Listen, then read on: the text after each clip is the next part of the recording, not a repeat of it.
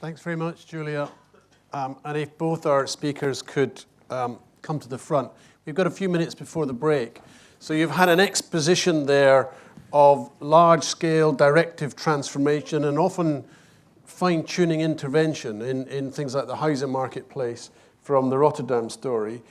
And that exposition from Julia of many of the flaws, a lot of it based on the evidence and analysis gathered during the Rainsford Review, and issues around morale and so on, effectively saying we're not equipped, so that the ARC, as we heard it at the beginning, hasn't got the underpinnings and the mechanisms to take things forward. So thankfully, we got that positive, upbeat, here are things we could do to make it simpler, fairer, make it work, make it accountable, and I think maybe make planners proud and confident taking things forward. So I'm going to take one or two comments on questions. Have we got 10 minutes, Jazz? Okay. I'm going to go 1, 2, 3. Oh, I got about 8 now. Okay. 1, 2, 3, and I'll pick the other 3 up next. So if we take each first, remember you've only got 60 seconds maximum.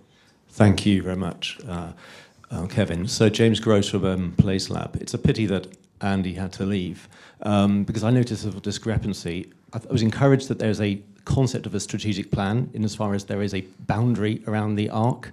But in Matthias's presentation, there are actual locations as to where that growth is going to go, i.e. a move to put growth in the smart and the right locations.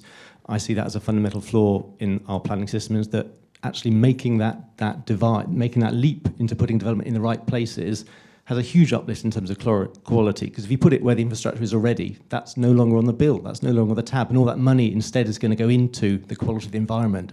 And instead of that, we're still faffing around with a kind of call for sites-led system where we're saying who's got a site, doesn't matter if it's in the right place or not, and that's going to be our plan-led system. So why haven't we got, pardon my French, the balls actually to put development in the right place in the first place? Okay. Pass along to Nick. Nicholas Falk, Urbed Trust. Both Rotterdam and Milton Keynes owe much of their success to public ownership of land. I wonder if we're thinking about places like Oxford and the 200 acres around Oxford Station, which the Academy has looked at, can one hope for success without taking that land into public ownership? And isn't the Development Corporation the obvious model for achieving that? And if so, what can be done to make development corporations or development agencies a reality? Can we take one more before we respond to any of those? Joe's next. Thank you. Joanna Chambers, Changing Cities. First of all, I'd like to thank Julia for giving voice to what so many planners are feeling at the moment and the utter frustration. I've just sat for 5 months in the London plan examination for arguments and disagreements over wording of policies. That's not how you should be doing strategic planning. And I'd just be very interested from the Rotterdam experiences, what you feel the main thing that we need to change in the way that we're planning our cities at the present time. Okay, that's a good one. So what kind of things should we change to change cities? And the first one was about place specificity. I guess you were talking about the ARC, but it's willingness to be, I think you showed on diagrams, key interventions. And the other one was about public ownership of land and development corporation models. However you'd like to. Shall I start with the first question? You're absolutely right. We all know that sat in this room, don't we? We need those things planned strategically, and we need them planned in detail at that level. That work is going on. It's kind of subversive strategic planning. We're not allowed to talk about regional planning, really, are we? But it is happening, and it's happening here, and it's happening in other important places across the country where development pressures are rising. It's how we now bring that into the public domain. A lot of it's happening behind closed doors, and we make it legitimate, and we consult on it, and we engage with people, and it has democratic legitimacy that allows it to be taken forward by whatever means we end up doing it. I see the opportunity here for us to set the example in this corridor about how to do that properly, and then for that to be translated in the way that we operate across the UK in the planning system. Are all your interventions that you showed, are they supported by community and business, or in other words, are they, I would say, legitimized by community endorsement is how we'd probably describe it? Some have been discussed with communities. Others are still under design, so to say. But we do show the map. It's got no political status, but I use it all the time, and the local government, our city government, knows that I'm using it, so that's all fine. And about the big infrastructure, we've been asking the national government to fund a new metro line for years and years and years, and we didn't get the funding. So we just changed strategy and said, okay, then we'll look for the existing infrastructure, and it's much more easy and less costly to add new stations. So and you can design your city in many, many ways. So you have to be, also an opportunity, how do you call it? Be positive. Yeah, exactly. So even in Rotterdam, a lot of things aren't going well, but you can change them around and just be bold and just have the debate. Also with the developers, in the end, they are humans. And you can talk to humans. So just come up to and talk to them. At least that's my experience. If I don't like a big development, I just call the director and say, what you're doing is not that well. Shall we have a cup of coffee and talk things over?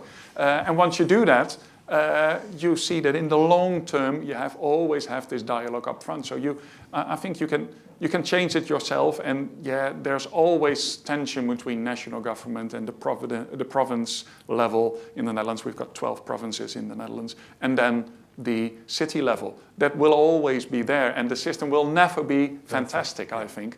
And then Europe comes in and with new rules and everything, so it will never be fantastic. So you have to adjust and put in design, and then you can make a fantastic adaptable city. and agile. But stick to a long-term vision of where you're going. Yeah. But the part about public ownership of land and/or development corporations. Yeah, but is that important? Does it vary? Is it going to be critical? We had land use contracts, and the Populist Party in 2002 decided to give full ownership to the property owners. So in a lot of places we don't own the land anymore, we own public space. We do have zoning plans that are just like as it is. So they're quite strict. So if you want to densify and add something, you have to come to the municipality. And as long as in one way or another they have to get a permit or whatever from the municipality, you can have a dialogue. So for me and we've been building that system of having a dialogue for quite some time. For me, it doesn't matter if they own all the land, as long as we can have a dialogue. And in the end, they want to make a fantastic project. And it's much better for them as well if the local government, the designers, and the community think it's a good plan as well. Okay. Do you want to have a quick Yeah, I mean, it's critical, isn't it? And the way we're working now, the blurring of the edges between public and private sector, we can't go backwards from that. We have to work with that, and there are huge positives in that. But you know, I spend my day job working on big strategic schemes, and once you start to get much beyond 5,000, 6,000, 7,000 houses, it's impossible for the private sector alone to really take that on and deliver in the way that we want them to deliver. So that there has to be a role for public sector intervention and direct involvement in delivery. And we have the mechanisms to use the new town legislation to do that. We have other ways that we might also consider it. It's going to happen. It has to happen if we're going to achieve these sorts of levels of growth. We had some good stories yesterday afternoon on the site visit about the development down near the canal, which I'm sure some will say more. I've got 1, 2, 3, and then we're going to take a break. So, Neil Murphy from Town. It seems to me that whenever we have a review of the planning system, whether done by the government or by another source, it always alights on the need to reform the practice of planning and aspects of the resourcing and so on. But it never gets to the fundamentals of the fact that we're probably the only developed nation that has this totally contestable system, because essentially planning is all about discretion and not about law. And one of the things that seems to me works well in European countries where we admire the outcomes more greatly is that plans have the force of law and codes have the force of law. They are actually codes, they're not guides. And if you're working in accordance with the code, you can build, and if you're not, you can't. And while you should never take away the need for dialogue, is it the case that perhaps our slightly more discretionary system is part of the reason why land is power, why whoever has the land basically kind of determines the outcomes? And should we move towards more of a kind of plan, subdivide approach, like appears to be the case in many more successful countries. We're going to take one more. Just hold that. So that's the discretionary versus specific and legally enforceable, whether it's Napoleonic law or North American law model. Thanks. Hi, Jonathan from CEG.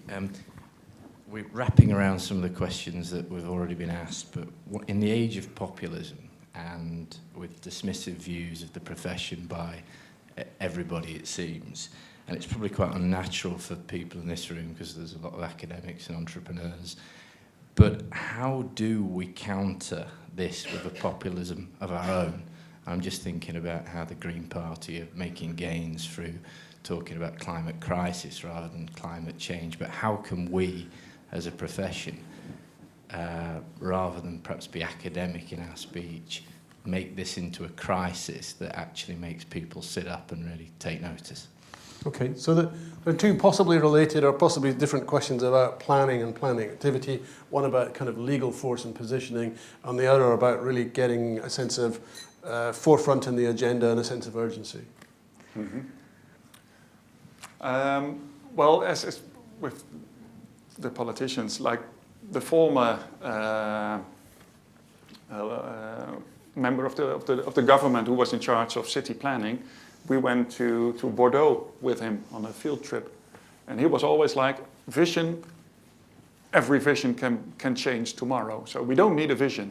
Well, you all know that in city planning you need some long-term ideas at least. In the end, just by inspiring him on a field trip just away from Rotterdam really helped. And in the end, after we were there 2.5 days, in the end he came to me, he said, to the whole group, he said, we need a vision. So I came up to him and said, did you hear what you just said? And he started laughing. So he knows. So I think it's also, you have to be on the table with them and perhaps take them out of their everyday work life and just discuss how do you want to live, what kind of city do you want to be, and they can have a specific, something that they really like and address in the overall plan. But if you do those sort of things, I think you can have like a steady course with your city. At least that's what we are doing in Rotterdam. Thanks.